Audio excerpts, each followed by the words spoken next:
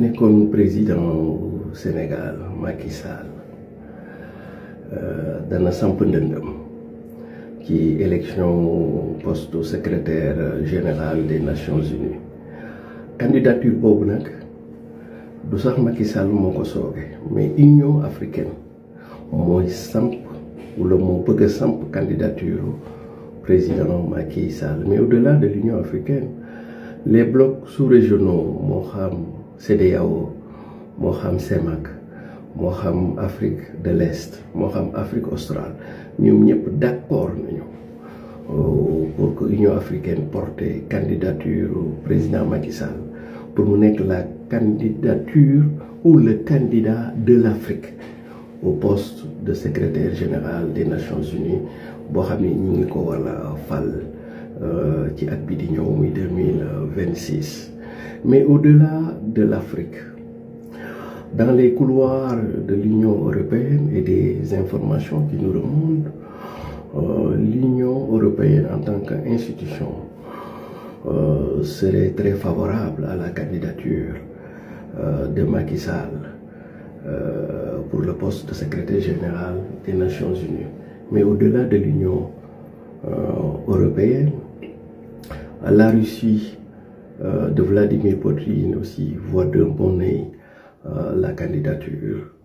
de Macky Sall au poste de secrétaire général des Nations Unies. Au-delà de la Russie, la Chine de Xi Jinping est très favorable aussi à la candidature de Macky Sall au poste de secrétaire général des Nations Unies. Mais aussi les États-Unis de Donald Trump n'y voient pas d'objection quant à la candidature de Macky Sall au poste de secrétaire général des Nations Unies. mu bëggoon profiter rek pour laaye biir suma doomu bàjjan yi suma doomu yumpaañ yi ak suma doomu nijaay yi muy waa Pastef rawatina seen militants yi mais rawatina aussi seen njiit yi Ousmane Sonko ak le président Bassirou Diomaye Faye, mais surtout seen militants yi dama leen a bëgg rappeler ni Macky Sall moom mën nañu am ay contradictions mais ay contradictions internes la c'est ce qu'on appelle les contradictions primaires chez nous les hommes de gauche. Mais su contradiction yi ñëwee au niveau supérieur loolu beneen taxawaay lay laaj ndax waykat ba Assane Ndiaye mu doomu mer ndoga yi dafa am ci benn wayam mu ni bu ñu nekkee ci biir kër gi ku la ëpp doole dóor la mbéj loolu doomu ndey mooy taxaw régler ko mais bu ñu génnee ci kër gi dugg ci penc mi ku la ëpp doole fëgg la mbéj loolu doomu baay mooy taxaw régler ko. Et donc ñu jàpp ni pour njiitu Pastef yi Macky Sall moom ay la yewin amoon nañu ay contradictions ak moom mais tey de quoi il s'agit de la fierté du Sénégal, il s'agit de l'honneur du Sénégal, il s'agit du prestige du Sénégal, mais au-delà du Sénégal aussi il s'agit de l'honneur de l'Afrique, du prestige de l'Afrique. Et donc moo tax ma bëgg laay biir dirigeant Pastef yi dont notamment le président Ousmane Sonko, président de Pastef, mais aussi le président de la République Bassirou Diomaye Faye ci candidature Macky Sall au poste de secrétaire général des Nations Unies. Ñun la nouvelle gauche góorgóorlu yi ñi ngi leen ci xaar pour ngeen am ci de l'attitude, de l'altitude et de l'amplitude ci candidature boobu. Yéen aux militants de Pastef su fekkee comme ni ngeen koy woote noonu la demee ci yéen, c'est le moment de faire acte de patriotisme parce que bu leen neexee ngeen faral Macky Sall soutenir sa candidature, bu leen neexee ngeen bañ ko soutenir, mais vous n'avez pas le droit de souiller, di tilimal wala di gàkkal candidature Macky Sall. Def ko de dana nduru ni patriotisme bi ngeen di woote patriote yi ngeen di woote jëmalewu leen ko ci Sénégal mais ci nit ngeen ko jëmale te patriotisme nag foog naa ni fi mu doon nii il est l'heure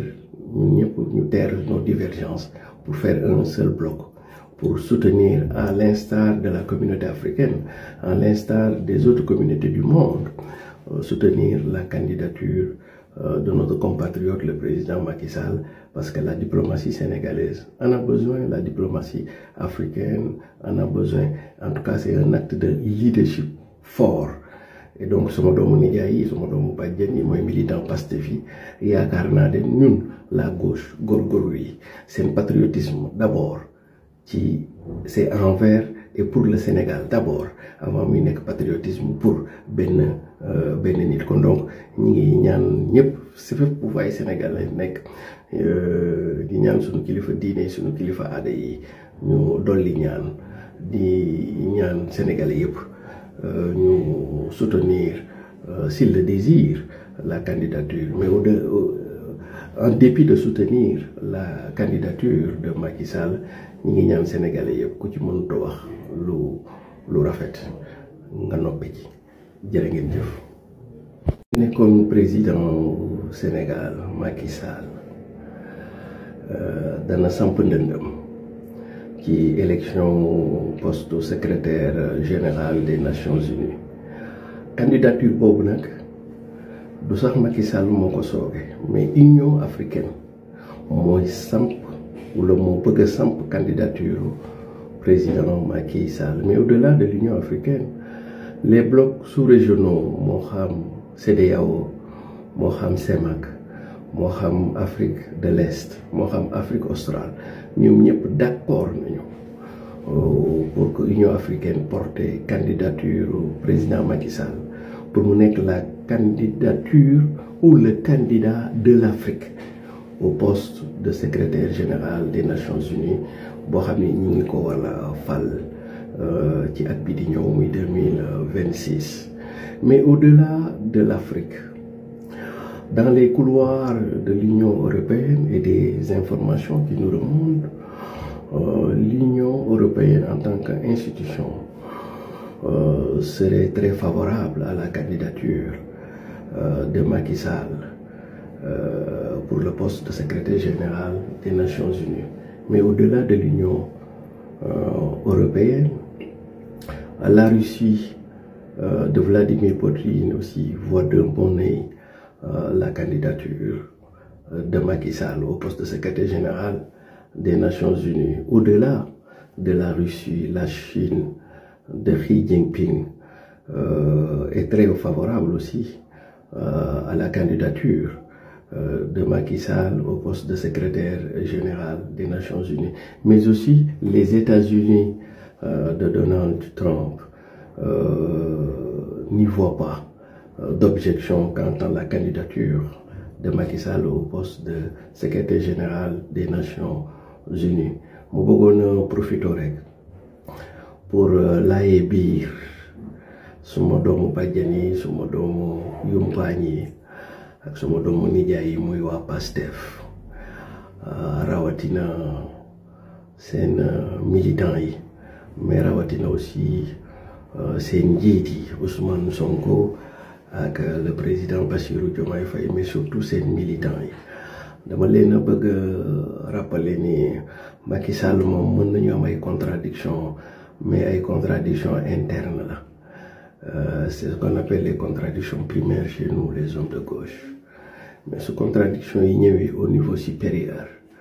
loolu beneen taxawaay lay laaj ndax waykat ba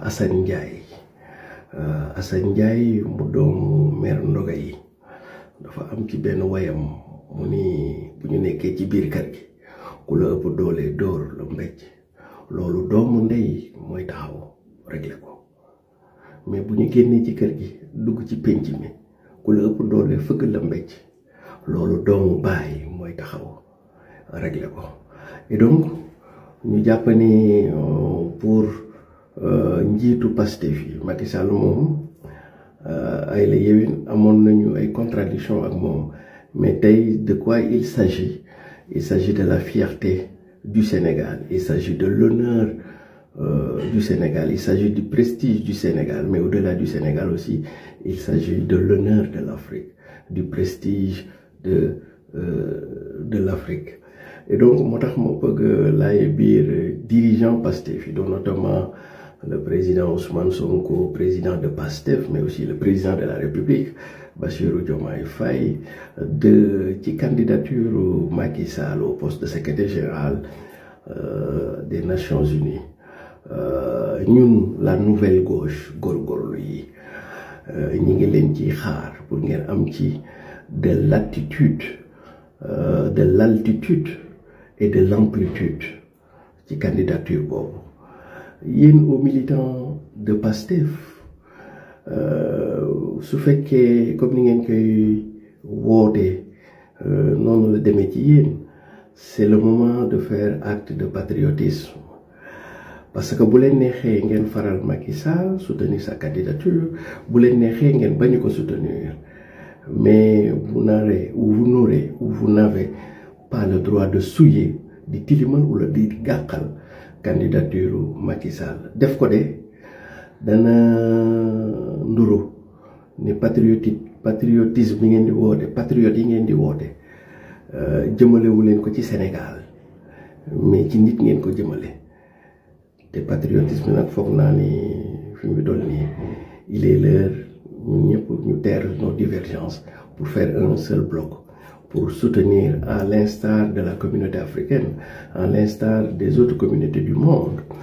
soutenir la candidature de notre compatriote le président Macky Sall, parce que la diplomatie sénégalaise en a besoin, la diplomatie africaine en a besoin. En tout cas, c'est un acte de leadership fort. Et donc sama doomu nijaay yi, sama doomu bàjjen yi mooy militant Pastef yi, yaakaar naa de ñun la gauche góorgóorlu yi seen patriotisme d'abord ci c'est envers et pour le Sénégal d'abord, avant muy nekk patriotisme pour benn nit. Kon donc ñi ngi ñaan ñëpp si fépp bu fay Sénégal lay nekk di ñaan suñu kilifa diine, suñu kilifa aada yi ñu dolli ñaan, di ñaan Sénégalais yëpp ñu soutenir s'il le désire la candidature, mais en dépit de soutenir la candidature de Macky Sall, ñi ngi ñaan Sénégalais yëpp ku ci mënut a wax lu rafet nga noppi ci. Jërë ngeen jëf.